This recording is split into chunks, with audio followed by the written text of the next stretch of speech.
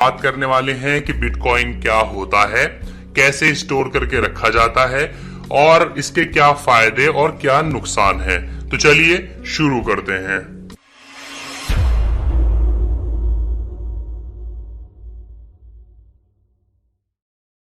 सबसे पहले हम बात करेंगे कि बिटकॉइन आखिर है क्या।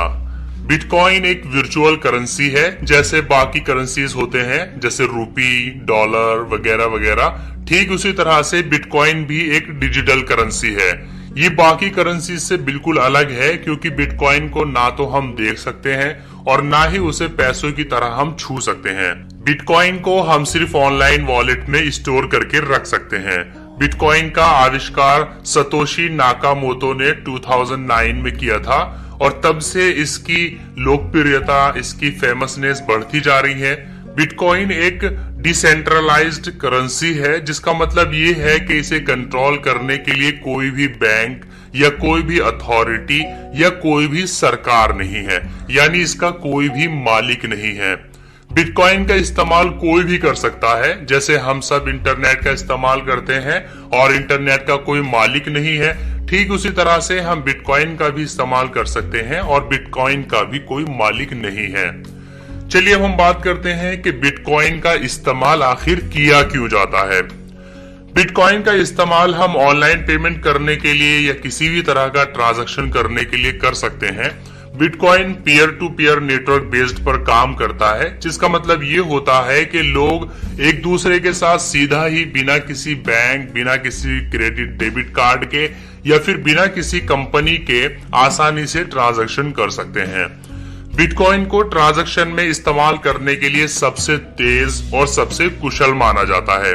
आजकल बहुत से लोग बिटकॉइन को अपना रहे हैं, जैसे कि online developers, non profit organisation और इसी तरह बहुत सारी कंपनीज हैं जो उसको अपना रही है। इसी वजह से बिटकॉइन का इस्तेमाल पूरी दुनिया में ग्लोबल पेमेंट के लिए किया जा रहा है। जैसे बाकी करेंसीज का इस्तेमाल करके हम ऑनलाइन ट्रांजैक्शन करते हैं, तो बैंक्स के पेमेंट प्रोसेस को हमें फॉलो करना होता है, तभी जाकर के हम पेमेंट कर पाते हैं और हमारे किए गए हर ट्रांजैक्शन का हिसाब हमारे बैंक अकाउंट में मौजूद होता है, जिससे ये पता लगाया जा सकता है कि पैसे कहां और कितने खर्च किए गए हैं। लेकिन बिटकॉइन का तो कोई भी मालिक नहीं है, इसलिए इसके साथ किए गए ट्रांजैक्शन एक पब्लिक लेजर में रिकॉर्ड होकर के रहते हैं, जिसे बिटकॉइन ब्लॉकचेन कहते हैं। वहां पर बिटकॉइन के साथ किए गए सभी ट्रांजैक्शंस डिटेल्स स्टोर होकर रहते हैं और वहीं पर ब्लॉकचेन इसका प्रमाण होता है कि ट्रांजैक्शन हुआ है या नहीं हुआ है। चलिए हम बात करते हैं कि बिटकॉइन की वैल्यू कितनी है। अगर आज की तारीख की हम बात करें तो आज एक बिटकॉइन की वैल्यू 4,70,000 रुपए है और इसकी वैल्यू कम या ज्यादा भी होती रहती है, क्योंकि इसको कंट्रोल करने के लिए कोई अथॉरिटी, कोई गवर्नमेंट, कोई बैंक नहीं है। इसलिए इसकी वैल्यू इसकी डिमांड के हिसाब से हर मिनट सेकेंड में बदलती रहती है। चलिए अब हम बात करते हैं कि बिटकॉइन वॉलेट्स क्या होते हैं। बिटकॉइन को हम सिर्फ इलेक्ट्रॉनिकली स्टोर करके रख सकते हैं। इसे रखने के लिए बिटकॉइन वॉलेट की जरूरत होती है। बिटकॉइन वॉलेट्स बहुत तरह के होते हैं, जैसे कि desktop wallet, mobile wallet, online web based wallet, hardware wallet. इनमें से किसी भी एक वॉलेट का इस्तेमाल करके हमें उसमें एक अकाउंट बनाना होता है और ये वॉलेट हमें एड्रेस के रूप में एक यूनिक आईडी देते हैं।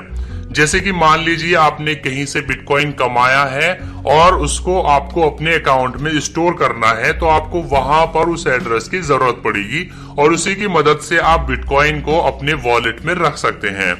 इसके अलावा अगर आपको बिटकॉइन खरीदना है या बेचना है तो आपको बिटकॉइन वॉलेट की जरूरत पड़ती है और उसके बाद आप जो बिटकॉइन बेचते हैं उसके बदले में आपको जितने भी पैसे मिलते हैं वो आप अपने बैंक अकाउंट में बिटकॉइन वॉलेट से ट्रांसफर करा सकते हैं। चलिए अब हम बात करते हैं कि बिटकॉइंस को कैसे कमाया जा सकता है।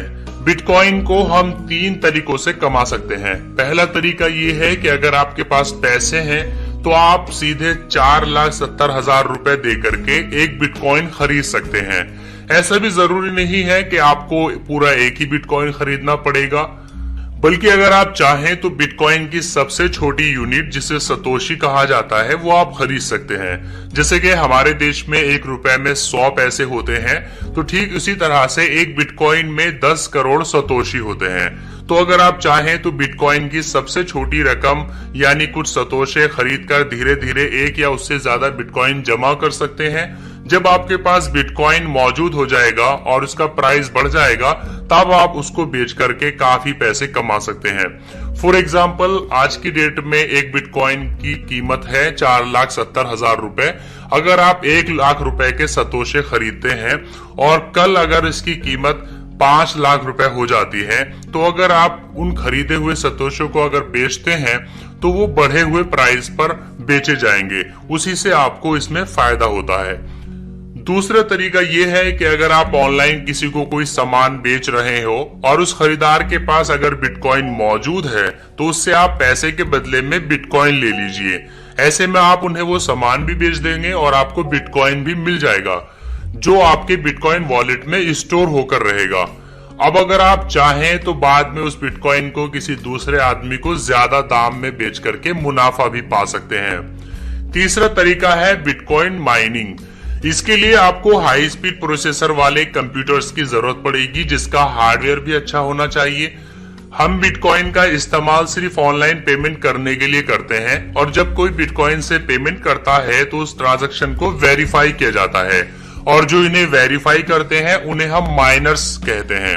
और इन माइनर्स के पास हाई परफॉर्मेंस कंप्यूटर और जीपीयू होता है और इसके जरिए ट्रांजैक्शन को वो वेरीफाई करते हैं। वो ये वेरीफाई करते हैं कि ट्रांजैक्शन सही है या गलत है, इसमें किसी भी तरह की हेराफेरी तो नहीं की गई है। इस वेरिफिकेशन के बदले उन्हें कुछ बिटकॉइंस इनाम के तौर पे मिलते हैं और इस तरीके से नए बिटकॉइंस मार्केट में आते हैं और ये कोई भी कर सकता है। इसके लिए हाई स्पीड प्रोसेसर वाले कंप्यूटर की जरूरत पड़ती है और आपको प्रोग्रामिंग की अच्छी नॉलेज होनी चाहिए। जैसे कि हर देश में करेंसीज को छापने की एक लिमिट होती है, ठीक उसी तरह से बिटकॉइन के साथ भी कुछ सीमाएं हैं कि 21 मिलियन से ज्यादा बिटकॉइंस मार्केट में नहीं आ सकते हैं। यानी कि बिटकॉइन की सीमा बस 21 मिलियन है, उससे ज्यादा बिटकॉइन कभी पाए ही नहीं जाएंगे। अभी की अगर हम बात करें तो मार्केट में 13 मिलियन बिटकॉइंस आ चुके हैं और जो नए बिटकॉइन है वो माइनिंग के जरिए मार्केट में आएंगे। चलिए अब हम बात करते हैं कि बिटकॉइन के क्या क्या फायदे हैं। सबसे पहला फायदा यह है कि यहाँ पर आपका ट्रांजैक्शन फी क्रेडिट कार्ड और डेबिट कार्ड से पेमेंट करने के मुकाबले में बहुत ही कम होता है। अगर आप किसी चीज का पेमेंट क्रेडिट कार्ड से करते हैं या डेबिट कार्ड से करते हैं या आप अगर किसी दूसरी कंट्री में पैसे सेंड करते हैं तो उसमें आपको एक काफी बड़ा चार्ज देना होता है। लेकिन अगर आप बिटकॉइन को कहीं ट्रांसफर करते हैं तो इसमें आपको एक मामूली सी फीस देनी होती है, कोई बड़ा चार्ज नहीं देना होता है।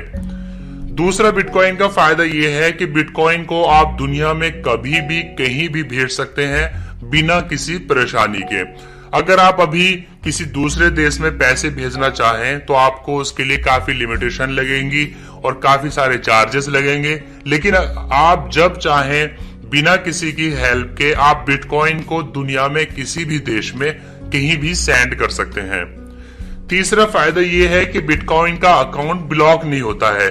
जैसे कि कभी कभी किसी कारण से बैंक हमारे क्रेडिट या डेबिट कार्ड को ब्लॉक कर देता है या फिर बैंक अकाउंट को ब्लॉक कर देता है, तो बिटकॉइन का जो अकाउंट होता है वो कभी भी ब्लॉक नहीं होता है।